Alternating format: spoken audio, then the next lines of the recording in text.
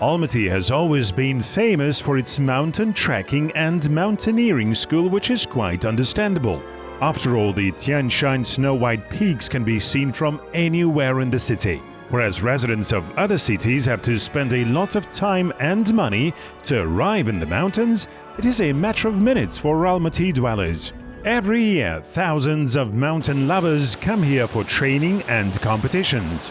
In the summer, the tourist flow along Almaty Lake Issyk-Kul trail is merely endless. Coupled with the robust state policy on developing Kazakhstan's tourist cluster, its convenient geographical location has been propelling the rapid rise of equestrian, eco, hunting, scientific, and ethnotourism, as well as various types of glamping.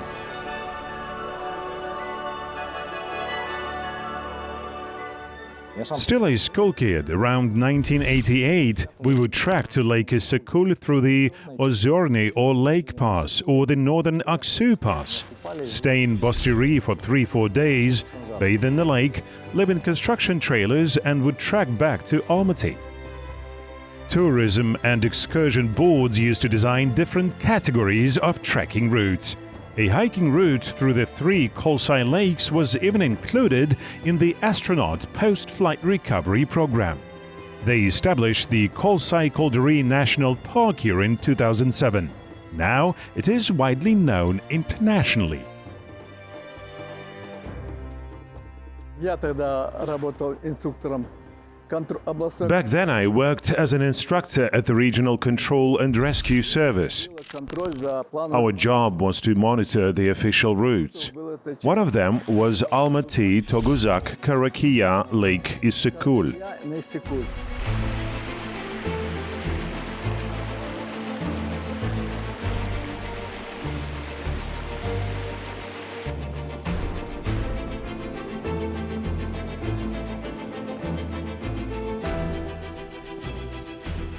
Getting to these wild and gorgeous places has been our long-time dream, but we didn't risk it to hike across the Talga mountain plexus glaciers with all the filming equipment.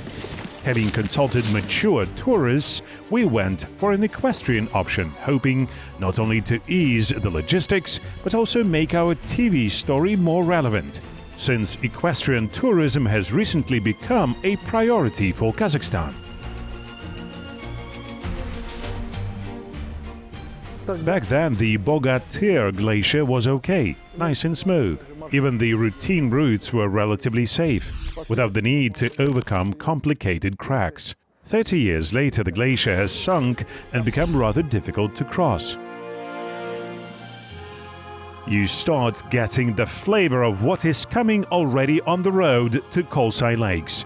We definitely recommend making a pit stop for a photo session at the Sharin Canyon. The route is unique in itself. I first did it in 1974 as a first-year university student. Alikan Kakanevich was the head rescue officer and would always accompany us. We hiked for 11 days from Big Almaty Lake through the Molodaya Gvardia and Toguzak passes, and then down along the Shilek River. Plenty of yaks on the way in Kyrgyzstan. In the past, chabans or shepherds were sometimes allowed to graze their cattle in border zones of neighboring republics on a parity basis. After gaining independence, these arrangements became no longer valid, and after establishing the national park, cattle grazing was prohibited on its premises completely. One part of the park received the recreational zone status to specifically allow people enjoy being in the wild.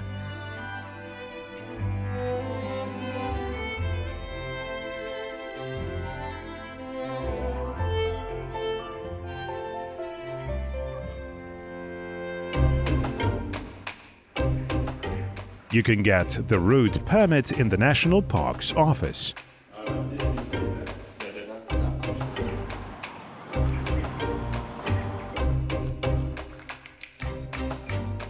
On weekends, Kolsai lakes are quite crowded. In fact, the number of tourists has been growing each year. It does generate additional income for the state budget and local residents, but what about the impacts on wildlife?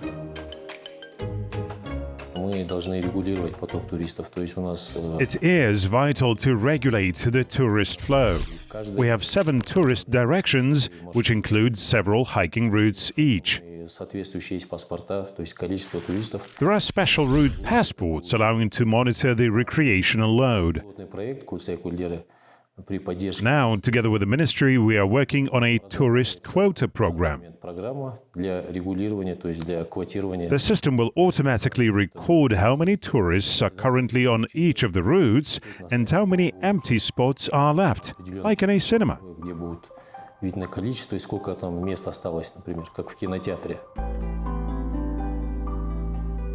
It's hard to describe the beauty of Kolsai and Kolderi lakes. Although we have been there multiple times, we strongly recommend you do it too.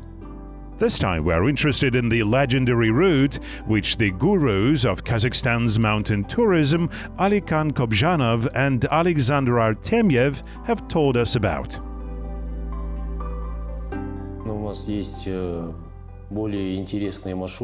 There are even more interesting routes, untouched, one might say, and we plan to develop them. They are great for sports ecotourism. The Shelek River upper reaches are merely breathtaking. In addition, we could loop it with the routes in Almaty mountains. The mountaineering and mountain tourism public associations have been proposing it for a long time. I think in the future we will integrate these routes in one system. Going on long trips, we naturally want to see several countries in the course of one tour. Thus, transboundary routes are especially popular among foreign tourists.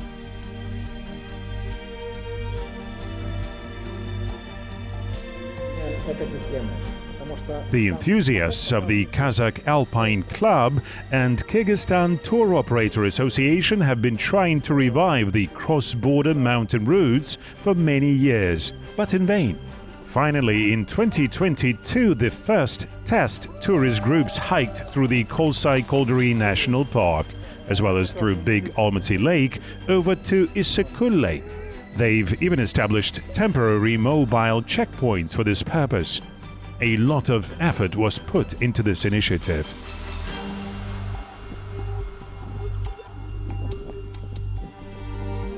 The issue got into the agenda of the interparliamentary meeting with the members of Kyrgyzstan's Zhogorku Konesh. From there, it went up and got included in the resolution of the meeting of the presidents of Kazakhstan and Kyrgyzstan. It's obvious that the support we are getting today and the pilot Aksu-Ozorny-Sarybulak Kolsai Lakes route have become possible thanks to the support of our president, Kassym-Jomart Kemelyevich Tokayev. He has discussed this issue with the president of Kyrgyzstan. After that, we had several more meetings with various government agencies. The Tourism Committee and the Border Service have supported it too. There were certain difficulties because we are talking about crossing sovereign borders here and national security issues for this matter. Yet we have cleared all of them and designed the necessary algorithm jointly with the Ministry of Environment. The national park came on board as well. The coordination of the efforts by many passionate people, public activists, athletes, tour operators, businessmen, parliamentarians and civil servants made this domestic tourism project a possibility and a success. No doubt, temporary border control checkpoints in the mountains require additional time and money. But the cumulative multiplying effect of increasing tourist flows will surely compensate for all these costs. We have over 50 bilateral agreements in the field of tourism, including with Kyrgyzstan. Tourists from 77 countries can come to Kazakhstan without visas. Almaty Airport is expanding and undergoing upgrades. and can now service up to 15 million people of passenger traffic. We have international communications with 30 countries along 111 routes. Almaty is capable of receiving tourists, but in addition to the city, they want to see the mountains.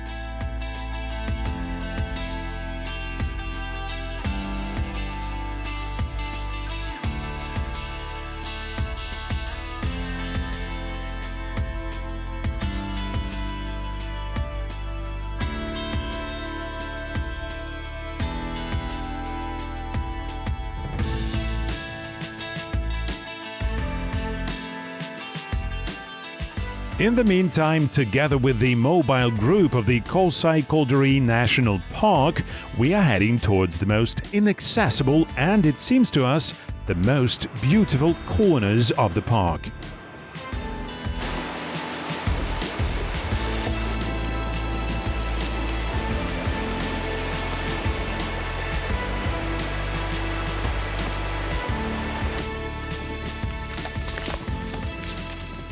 This is mountain weather.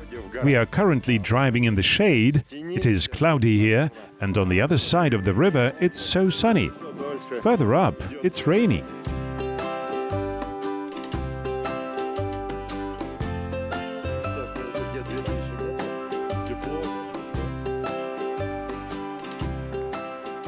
We'll spend the next week in the saddle traveling over 150 kilometers on horseback. For an experienced rider, 40 kilometers on horseback is not an issue. For an amateur, 10 kilometers will be enough to walk like a duck for a whole month afterwards.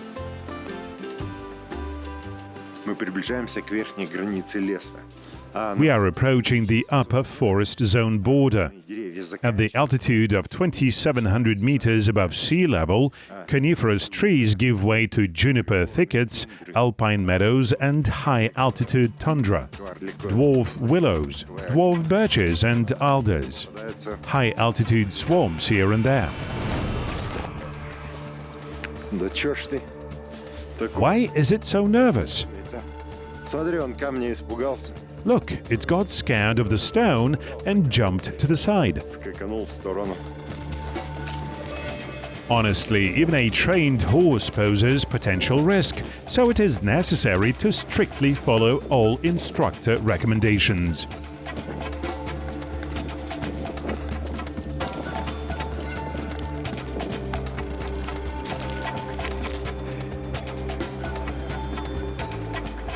Tonight, we will make a stop at the Tau-Shelek checkpoint.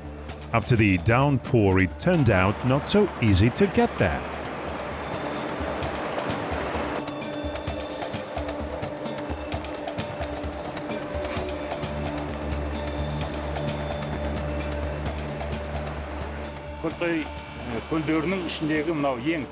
Tau-Shelek is the most remote park's forest zone. In sections 30 and 34, all the roads in the Amanjol Gorge got washed out by heavy rains. In mid-July, I came here on an SUV, but due to heavy rains and mudslides, the water flowed right along the road, which is of great importance for fire prevention. We are lucky if no fires happen, but if they do, it will be difficult for us to get here on time.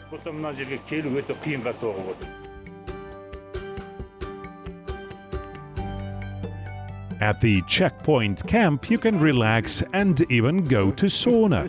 2 inspectors are on duty here all year round. Well, without any major difficulties, we finally arrived at the first National Park's checkpoint. This is the only road we could take. It turns out that this rather wide valley stretches from here for another 60 kilometers, almost straight to Almaty, to the Talga mountain plexus. About 30 kilometers more and you will find yourself in Almaty. It is a huge territory, but one of the most inaccessible in Kazakhstan because you need special climbing gear to get through these 4,000-meter peaks. The Tau-Shelek forest zone is the most beautiful and inaccessible location. This area is the key habitat for snow leopards and argali mouflons. This is the Transilea Alatau, and that is the Kungay Alatau. Kyrgyzstan. Kyrgyzstan is only 20 kilometers behind these mountains. Арғы Kyrgyzstan болады. The wildlife of the Taushelek Valley is rich and diverse.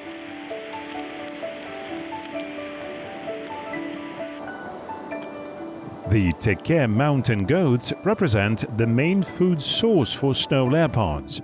For millions of years, fleeing predators, they have been sharpening their climbing skills and became climbing masters.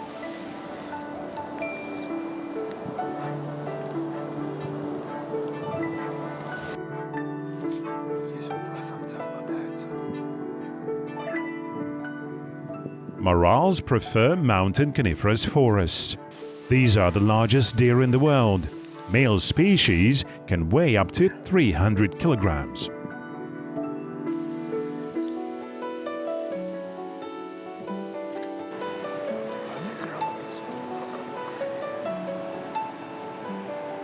Bears are frequent in the high altitude belt, from foothills up to the glacier bottom zone.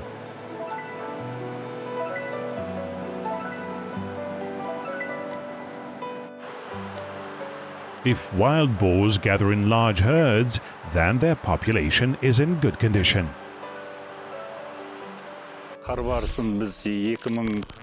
I saw a snow leopard here in 2012. Jointly with the Institute of Zoology, we were setting up photo traps and found out that today 16 snow leopards live in the park. We are monitoring all of them. As for the argali, our inspectors encounter them from time to time, but it is hard to say how many exactly live here. We will install more photo traps and continue gathering information about them.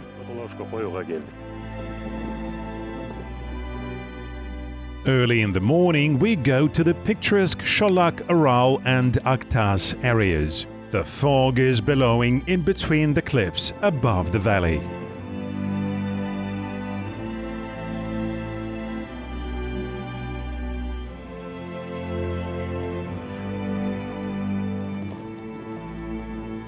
The photo traps are usually installed at the intersections of trails and on the passes, which are something like social media for animals, especially predators.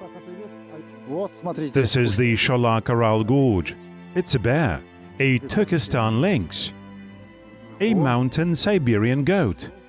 This photo trap caught so many animals. Aybol Bolatuli, our hunting specialist, has installed it. Great job! To monitor wildlife, the park has about 40 photo traps. Good lithium batteries allow the traps to run for an entire year. This approach allows researchers to collect information about the animal kingdom both in winter and in summer.